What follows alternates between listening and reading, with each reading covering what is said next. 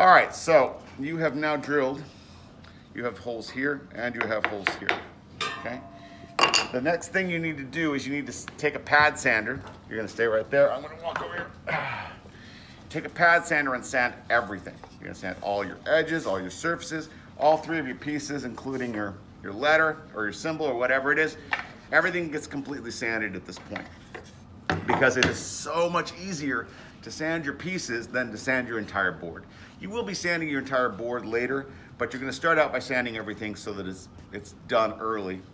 Okay, so my example board that I'm working with is not sanded, but just keep in mind that you need to sand your work first.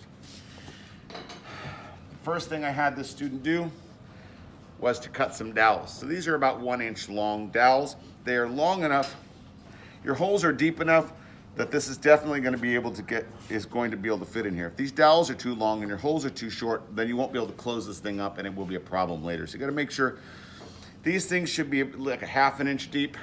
The holes should be about a 1/2 inch deep. Your dowels should be about 1 inch deep so that in the end it will definitely fit. And you can drill a little deeper. It doesn't matter if there's extra hole in there, okay? It just matters whether or not this thing gets lost inside there. All right, so we've got our foot. We've got our board. We're gonna take some glue, which I'll have around the room. Put a bead of glue across that whole surface like that. Take your dowel, roll it in there. Stay right there. Put that in. Now this brings up the notion of what's called water pressure, which is an issue. Because if this thing's really tight, which it probably is, it's gonna take some effort to get that to go down into it.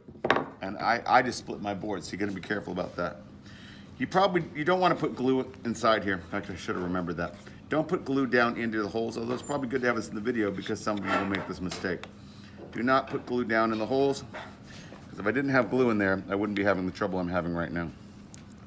Okay, I'm trying to clear out most of the glue before I put that in there. Now I'm going to take this thing. I want you to recognize, you should have checked this ahead of time, or I should have checked ahead to make sure they line up. Because if these things don't line up, you got to stop, come see Mr. Olson, he'll get you straightened out. But if it does line up, you got to recognize that if you didn't drill it perfectly, it might be different here versus here. So you want to check both directions and make sure you're lining it up in a way that is going to line up properly. On your rubric, it's going to talk about whether or not your foot is centered. Sometimes people glue these things up too quickly and their foot's off center this direction. Okay, so you got to make sure that it's going to line up properly.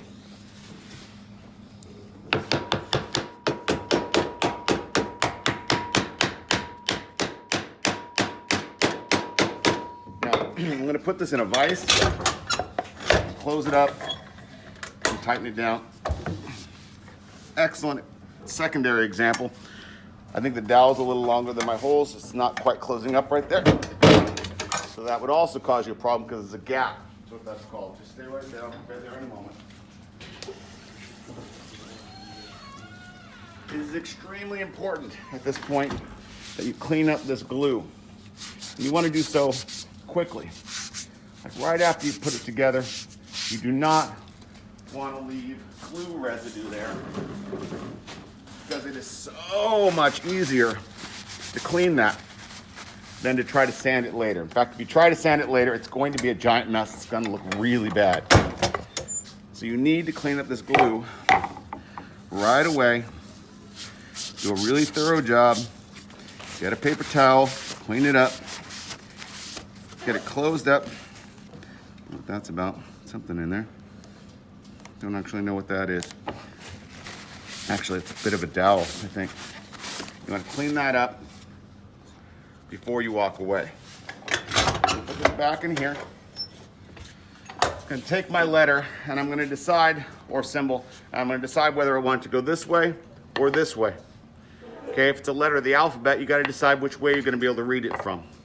I'm basically going to put glue in here and I'm going to find some way to clamp this thing well so that it stays put.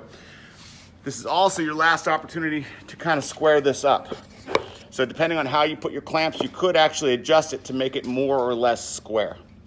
So this is the moment where you're gonna clamp it. You're gonna try to make sure it's nice and square. You should probably have checked this before you even started this process to make sure you're gonna be able to clamp it squarely, because that is also on your rubric, whether or not your letter is square, whether there are gaps.